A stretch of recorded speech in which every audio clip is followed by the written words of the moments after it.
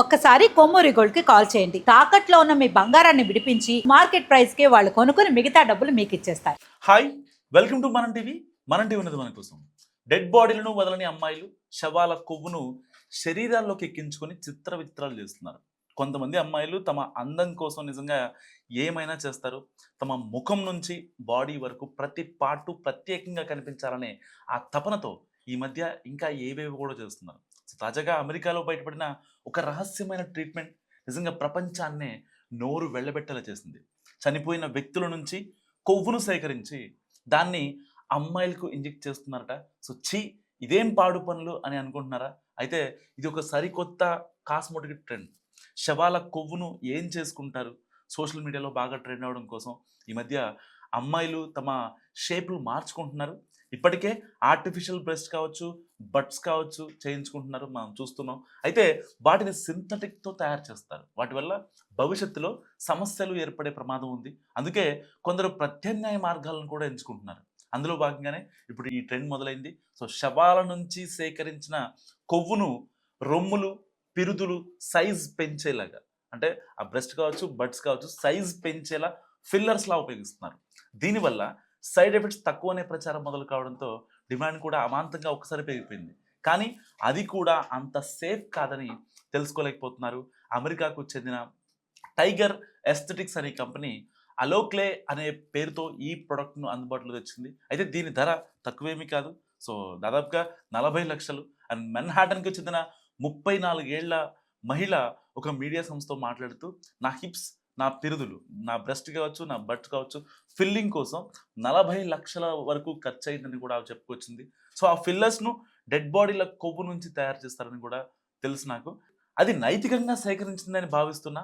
దాంతో ట్రీట్మెంట్ చేయించుకోవడం తప్పు అని నాకు ఎక్కడ అనిపించలేదు కూడా ఆవిడ నిర్మోహమాటంగా చెప్పింది. ఒకప్పుడు మెడికల్ ప్రాక్టీస్కు, ఇప్పుడు వాస్తవానికి శవాల నుంచి సేకరించే కొవ్వులను కేవలం మెడికల్ ప్రాక్టీస్ కోసమే ఉపయోగించేవారు. కానీ ఇప్పుడు దాన్ని శుద్ధి చేసి ఇలా సౌందర్య ఉత్పత్తులు, సర్జరీల కోసం ఉపయోగిస్తున్నారు. చాలామంది తమ శరీరాలను మెడికల్ కాలేజీలకు దానం ఇస్తుంటారు. ఆ డెడ్ బాడీల నుంచి సేకరించిన కొవ్వును ప్యూరిఫై చేస్తారు. ఆ తర్వాత కణరహిత, సెల్స్ లేకుండా కొవ్వులుగా మారుస్తారు. రోగ నిరోధక ప్రతిస్పందన నిరోధించడం కోసం ఆ కొవ్వులో ఉండే DNA, సజీవ కణాలను పూర్తిగా తొలగించేస్తారు.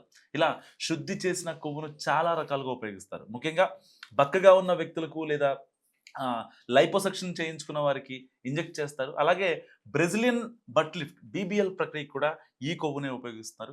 ఈ కొవ్వును శరీరంలోకి చేర్చడానికి ప్రత్యేకంగా సర్జరీలు కూడా అవసరం లేదు. జస్ట్ ఇంజెక్షన్ అయితే సరిపోద్ది. మత్తు కూడా ఇవ్వాల్సిన అవసరం లేదట. దీనికి పెద్దగా సమయం పట్టదు. గంట లోపలనే మొత్తం ప్రక్రియ మొత్తం ముగుస్తుందని ప్లాస్టిక్ సర్జన్లు చెప్తున్నారు. ఖర్చుతో కూడిన ప్రమాదం.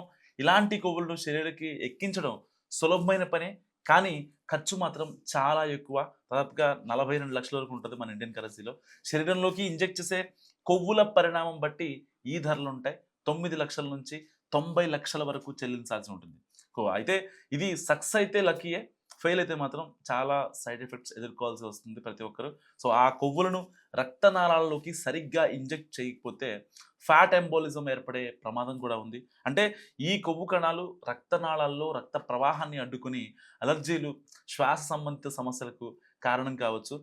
రొమ్ము కణాల్లోకి జీవ పదార్థమైన కొవ్వును ఇంజెక్ట్ చేయడం వల్ల మైక్రో కాల్సిఫికేషన్లు ఏర్పడతాయని, దానివల్ల క్యాన్సర్ కణాలను కనుగొనడం కష్టమవుతుందని కూడా నిపుణులు చెప్తున్న పరిస్థితి. వాస్తవానికి శరీరం దానం చేసేది ప్రాణాలు రక్షించే ఔషధాల తయారీకి అవసరమైన ప్రయోగాల కోసం, కానీ అమ్మాయిలు తమ అందాలను పెంచుకునేందుకు కాదు. మరి ఈ నైతికత ఇది ఎలా అవుతుందని కూడా చాలామంది ప్రశ్నిస్తున్న పరిస్థితి. మరి మీరేమనుకుంటున్నారు దీని గురించి? మస్తుగా కామెంట్ చేయండి. చూస్తున్నాను మనం టీవీ.